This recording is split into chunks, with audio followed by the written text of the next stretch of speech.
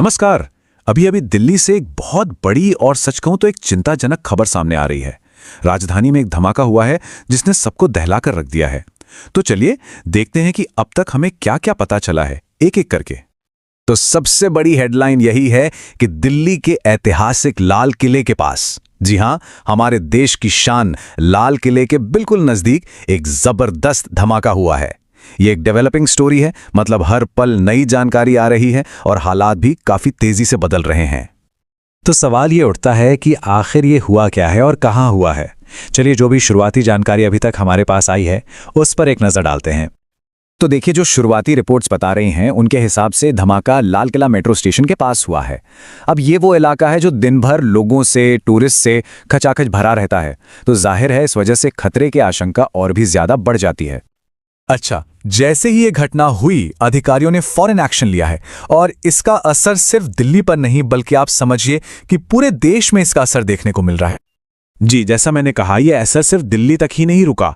इस धमाके के फौरन बाद पूरे देश में हाई अलर्ट जारी कर दिया गया है। खासतौर पर दिल्ली, मुंबई जैसे जो बड़े और संवेदनशील शहर हैं, वहां सुरक्षा एजेंसियां एकदम अलर्ट मोड पर हैं। तो ये जो हाई अलर्ट है, इसका मतलब क्या है? मतलब ये है कि बाजारों, रेलवे स्टेशनों और जितनी भी जरूरी जगह हैं, वहां पर भारी तादाद में सुरक्षा बलों को तैनात कर दिया गया है। कोशिश यही है कि किसी भी और अनहोनी घटना को होने से रोका जा सके।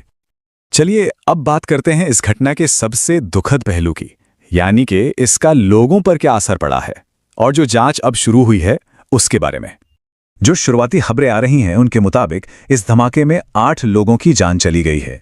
यह आंकड़ा बहुत गंभीर है, लेकिन हाँ, एक बात साफ कर देना जरूरी है कि ये अभी सिर्फ शुरुआती जानकारी है।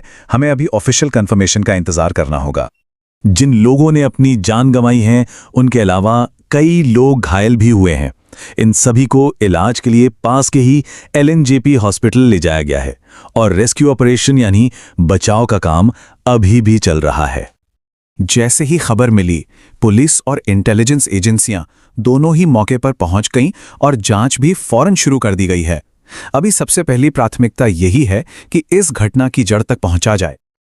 और अब वो सबसे बड़ा सवाल जो इस वक्त हम सबके मन में है, क्या ये एक आतंकी हमला था? फिलहाल पूरी जांच का फोकस इसी एक सवाल पर है और एजेंसियां हर मुमकिन एंगल से इसकी पड़ताल में जुटी हैं। तो जैसा कि हमने शुरू में ही कहा था, ये एक डेवलपिंग स्टोरी है। आने वाले कुछ घंटों में कई और बातें, कई और फैक्ट सामने आएंगे। फिलहाल सबसे जरूरी ये है कि हम सब ऑफिशियल जानकारी का इंतजार करें। जैसे ही कोई भी ठोस अपडेट आता है वो फौरन आप तक पहुंचाया जाएगा।